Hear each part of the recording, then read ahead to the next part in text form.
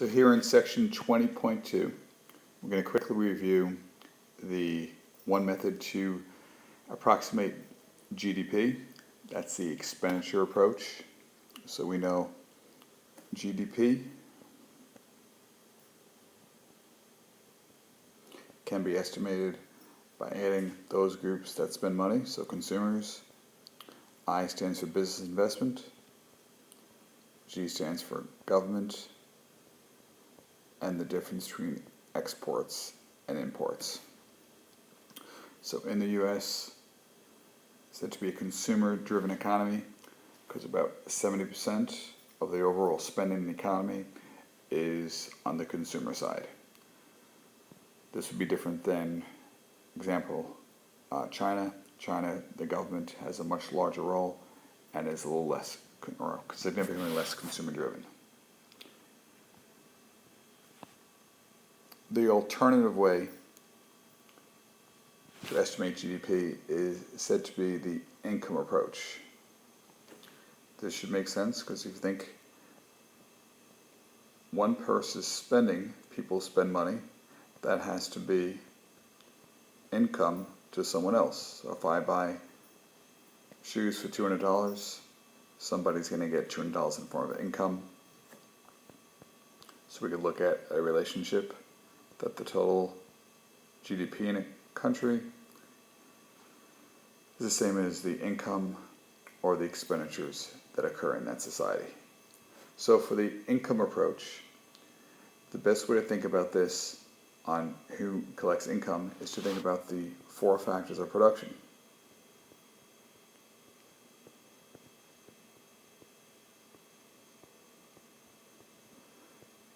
Those being land, labor, capital, and entrepreneurship. And think about the payments that are derived for each of them. So, if you think about the factor of labor, well, households, if they provide their labor to an organization, they get wages. So that's a form of income. And with wages, we can look at, in addition to salary, you can also look at benefits, which is a big expense to companies and a valuable benefit to individuals, and frequently it is tax-free. For example, for medical insurance, you can get that money pulled away and not pay taxes on that from your income. So the other factors of production, interest, so this is net interest received by government to individuals. So if people have money, the factor of production, you can think, what do they get? They get interest. The other factor of production, land. Well, if people own the land, they have the right to collect money for that, called rent. So it's on homes, on buildings, and actually falls under this, which you don't have to worry about. Actually, patents and copyrights and royalties are part of this rent. And for entrepreneurship, if you're the owner, you're entitled to the profits of that business. So the fourth factor, entrepreneurship.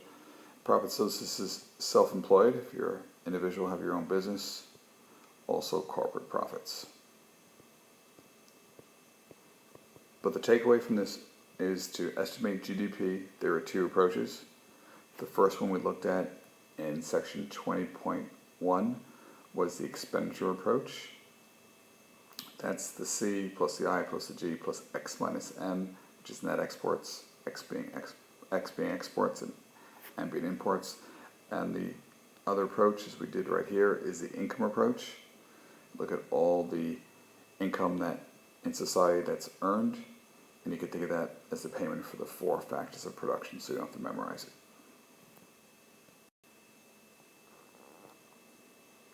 So if we look at, continuing with the income approach, if we look at those payments for those four factors of production, being the wages, the interest, the rent, and the profit, that gives us something called national income.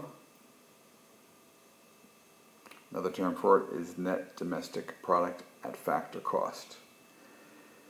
It gets us close to GDP if we add those things up, but it's not quite GDP. We have to do a couple of adjustments. the way I remember it, which may not help you till I say it a couple times, I work for a company called EDS. So for me, I just make the E and I call it IDS. These are just abbreviations for the adjustments you have to make. You have to add indirect taxes, such as sales tax. Indirect taxes are things that are not paid directly by an individual. For example, a direct tax is an income tax. When I have to pay my income taxes, I write the check myself. Indirect tax is someone else's intermediary, and they collect the tax and they submit that. So you have to add the indirect tax, and we also have to add in the depreciation. So these plus D. So I is for indirect tax, D is for depreciation, that has to be added in, and then subsidies that are paid are actually subtracted out. So let's review the income approach. We have our payments for our 4 factors of production. That gets us close to GDP, not quite. That's called national income or net domestic product at factor cost. We have to add in 2 things. We have to add I and D, I being indirect taxes, D being depreciation, and then we subtract subsidies that are paid. Although this is dated from 2005 from the text, it's useful to look at what we just spoke about. So once again, if we add those 4 payments for the factors of production, we get a number that's getting us closer to GDP through the income approach. Once again, it's called national income or net domestic product at factor cost. Then we have those 3 adjustments. We have to add in the indirect taxes. We add in depreciation, so these are both additions, plus signs. And notice they have less. Then we have to take away the subsidies. So add indirect taxes, add depreciation, but then subtract. They just have it listed here as less subsidies. And if we do that, we get the GDP valuation via the income approach.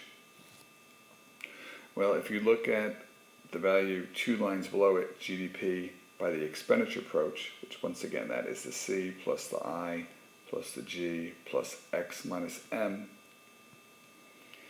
there is a difference between the 2 values.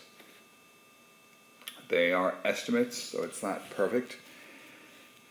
And this is $12,000 billion. So you look at 12.3 trillion. The other also says 12.3 trillion, but it's not a rounding error because clearly $6 billion isn't, it's very small, but as a percent, it's small. But just a discrepancy between the 2 methods.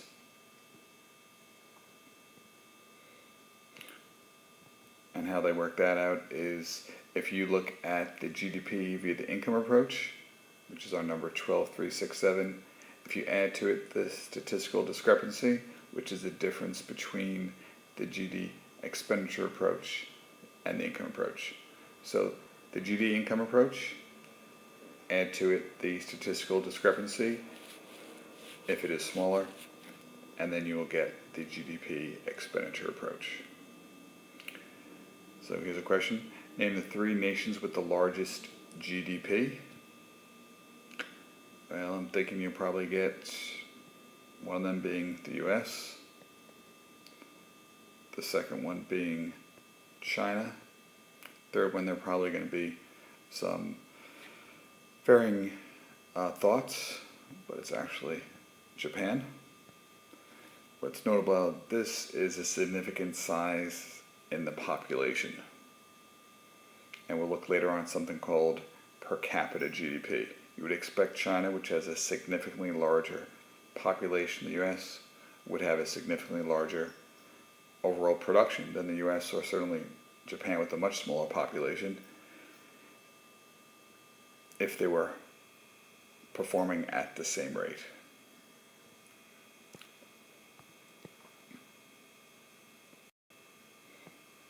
Go over this chart. So you can see this is back from 2014, the data.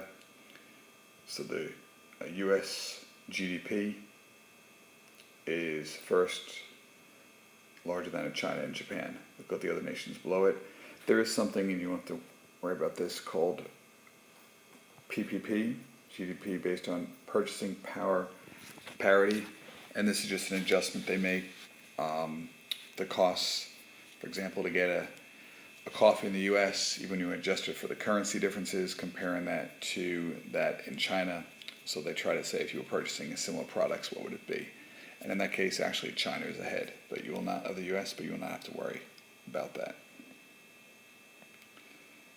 And I will go over in class. I will click this link, and we'll look at the GDP per capita and look at the differences. You may be surprised with some of the nations, which when we adjust for the population, they have, it can compare their production on a per person basis.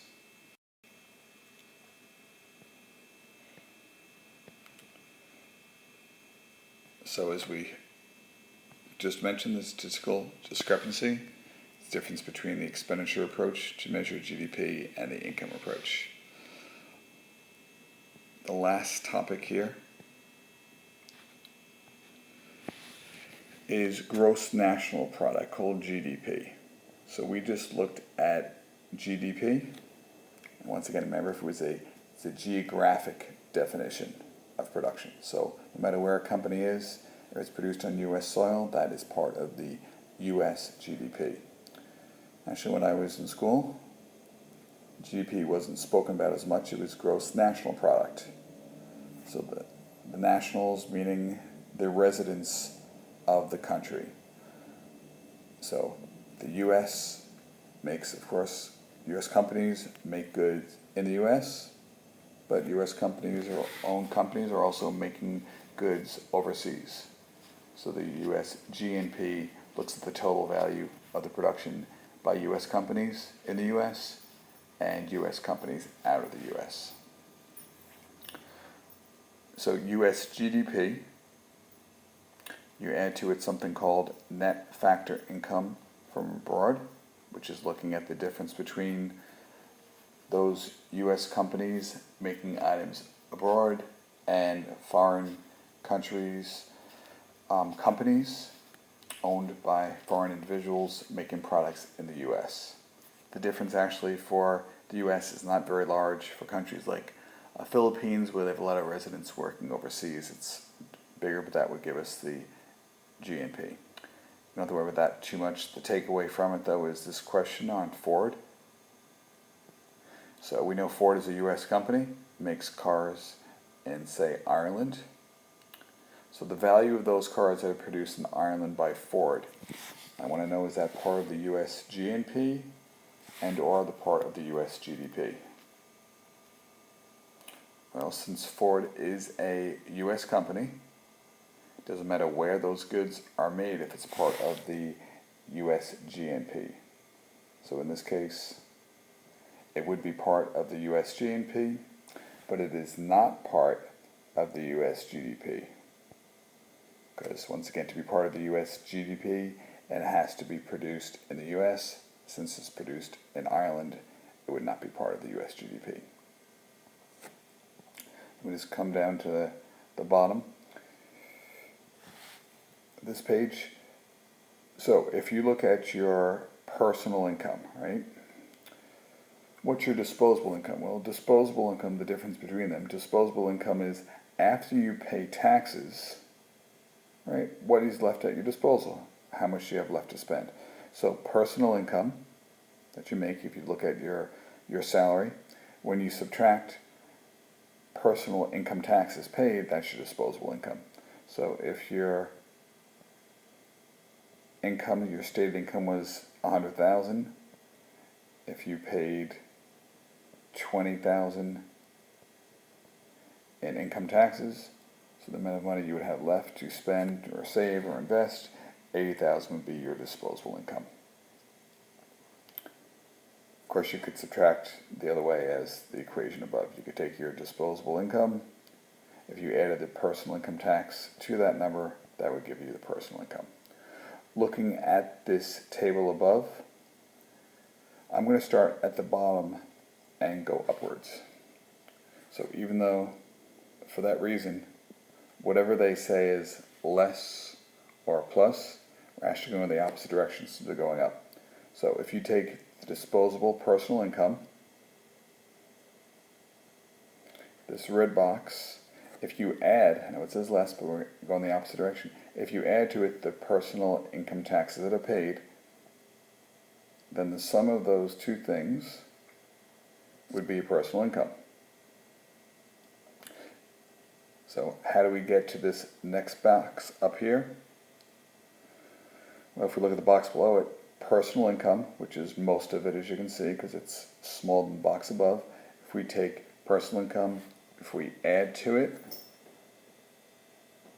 the retained profits, and if we subtract to it transfer payments, that will get us the national income. You do not have to worry about knowing that equation to get there. I'm just making sure you understand the relationship.